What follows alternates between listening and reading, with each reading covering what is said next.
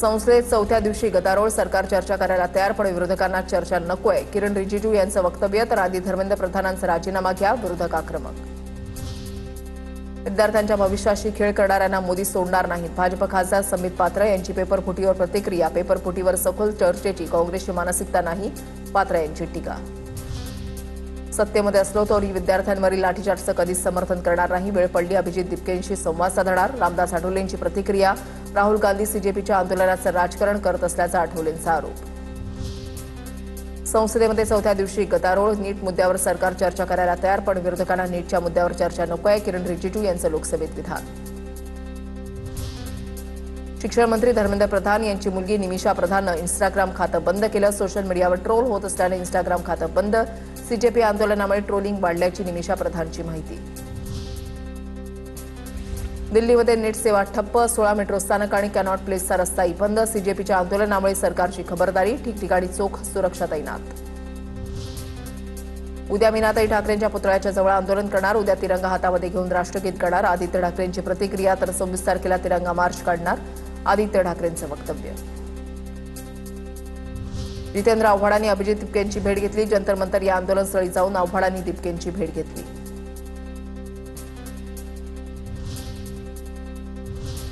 विद्यार्थ्यांच्या आंदोलनाला कलाकारांनीही पाठिंबा दिलाय. पाहूया त्याच संदर्भातल्या टॉप 9 बातम्या. अभिनेता इम्रान खानचा मुंबईतल्या सीजेपीच्या आंदोलनामध्ये सहभाग. कॉक्रोच जनता पार्टीच्या आंदोलनाला अभिनेता इम्रान खानचा पाठिंबा. महाराष्ट्राची हास्यजत्रा फेम समीर चौगुलेंची विद्यार्थ्यांच्या आंदोलनावर पोस्ट. सुन्न झालो, आपण माणसं नाही राहिलो, झोंबी झालो आहोत. हा कोणता उन्माद भरलाय आपल्या सर्वांच्या डोक्यात. प्रत्येक गोष्ट संवादानं 100% सोडवता येते. चर्चा व्हायला हवी होती. चौगुलेंची फेसबुक पोस्ट.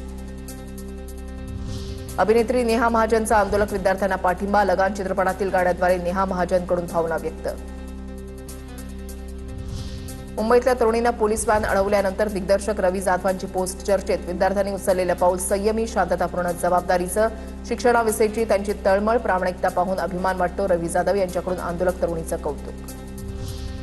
अभिनेता इम्रान खानचा मुंबईतील सीजेपीच्या आंदोलनामध्ये सहभाग. कॉक्रोच जनता पार्टीच्या आंदोलनाला अभिनेता इम्रान खानचा पाठिंबा. नीट पेपर फुटीवर अभिनेत्री रसिका वेंगुर्लेकरची फेसबुक पोस्ट. नीटचे पेपर लीक झाले, परीक्षार्थींनी आत्महत्या केल्या. पेपर लीक आणि आत्महत्यांना जबाबदार कोण? रसिका वेंगुर्लेकरांचा सवाल. राष्ट्रीय नाट्य विद्यालयामधील शिक्षक आम्हाला भूमिका करायला आणि भूमिका घ्यायलाही शिकवत होते. अभिनेता सुव्रत जोशीची आंदोलक विद्यार्थ्यांच्या समर्थनार्थ पोस्ट. मी फक्त आणि फक्त भारताच्या बाजूने आणि तुम्ही. सुव्रत जोशीची पोस्ट व्हायरल. मराठी अभिनेता रोहन गुजरची सीजेपी आंदोलनावरून सरकारवर टीका. सोशल मीडिया पोस्ट चर्चेत. विद्यार्थ्यांवर झालेल्या लाठीमाराचा निषेध. आता पाहूया टॉप 9 राजकीय बातम्या. कोल्हापुरात वंचितच्या महाराष्ट्र बंदला डाव्या आघाडीचा पाठिंबा. वंचित आणि डाव्या आघाडीकडून बंदमध्ये सहभागी होण्याचं आवाहन. मध्यवर्ती बसस्थानक परिसरात दुकानं बंद करण्याचं आवाहन. वसई विरार भागातील वंचितचे कार्यकर्ते पोलिसांच्या ताब्यात. महिला आघाडी जिल्हाध्यक्ष गीता जाधवांसह कार्यकर्ते ताब्यात. धाराशिवच्या कळंबमध्ये महाराष्ट्र बंदला प्रतिसाद. येरमाळा कळंब रोडवर चक्काजाम आंदोलन. वाहतूक काही काळ विस्कळीत. आंदोलनस्थळी कार्यकर्त्यांनी घोषणाबाजी करत विद्यार्थ्यांच्या मागण्यांना पाठिंबा दर्शवला. वंचित बहुजन आघाडीकडून अहिल्यानगरमधील भिंगार बंदची हाक. जंतर मंतरवर विद्यार्थ्यांवर झालेल्या लाठीचार्जच्या विरोधात भिंगार बंद. भिंगारमध्ये सर्व आस्थापना बंद. वंचितच्या बंदला उत्स्फूर्त प्रतिसाद. मनसेकडून मुंबईमध्ये एक सही पाठिंब्याची मोहीम. आज संध्याकाळी छत्रपती शिवाजी महाराज पार्कमध्ये मोहीम. दिल्लीमधील विद्यार्थ्यांच्या आंदोलनाला पाठिंबा देण्यासाठी मनसेची मोहीम. नागरिकांनी मोहिमेमध्ये सहभागी व्हावं. संदीप देशपांडेंचं आवाहन. अर्ध्या डोक्याचे लोक विद्यार्थ्यांना आक्रमक करतात. गुणरत्न सदावर्तेंचं वक्तव्य. विद्यार्थ्यांना आक्रमक करून काहीतरी अघटित करण्याचा काहींचा प्रयत्न. गुणरत्न सदावर्तेंची मनोज सरांगेंवर जोरदार टीका. विनायक राऊतांना 28 तारखेपर्यंत अटकेपासून संरक्षण. ठाणे न्यायालयाच्या निर्णयानं विनायक राऊतांना दिलासा. सर्व आरोपींना 28 जुलैपर्यंत अटकेपासून संरक्षण. 28 तारखेला सर्व आरोपींच्या अटकपूर्व जामिनावर सुनावणी. पनवेलमध्ये मुंबई गोवा महामार्गावरील खारपाडा टोलनाक्यावर मनसेचं आंदोलन. परप्रांतीयांच्या भरतीवरून मनसे कार्यकर्त्यांचा गोंधळ. स्थानिकांना डावलून 50 परप्रांतीयांना नोकरी दिल्याचा आरोप. टोल कर्मचाऱ्यांना हटवण्याचा प्रयत्न. पोलिसांकडून परिस्थिती नियंत्रणात.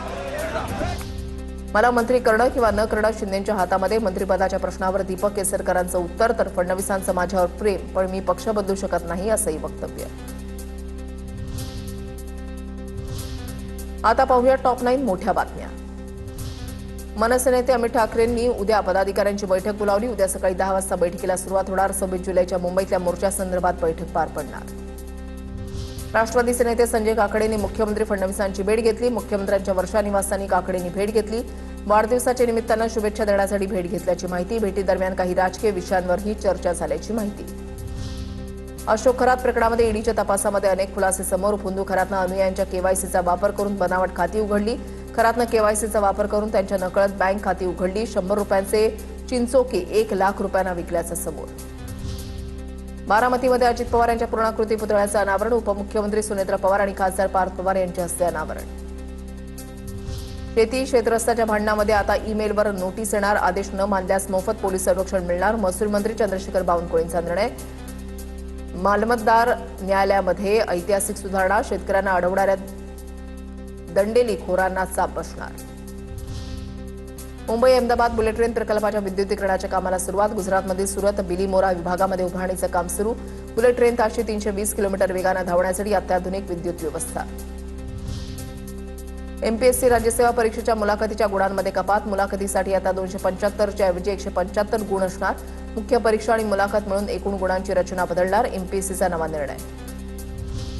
ताकात माशी आढळल्यानं बीएमसीकडून 50,000चा दंड वसूल। अन्न आणि औषध प्रशासनाकडून बीएमसी कॅन्टीनवर अचानक छापा। आरोग्य आणि कामगार विभागानं प्रत्येकी 25,000चा दंड आकारला। एफटी अधिकाऱ्यांकडून सुमारे 5 तास बीएमसी कॅन्टीनची तपासणी। बिहारच्या जहानाबादमध्ये विद्यार्थ्यांवर पोलिसांचा लाठीचार्ज। आंदोलकांना हटवण्यासाठी पोलिसांनी हवेत गोळीबार केला। जिल्हाधिकारी कार्यालयाबाहेर आंदोलकांकडून घोषणाबाजी।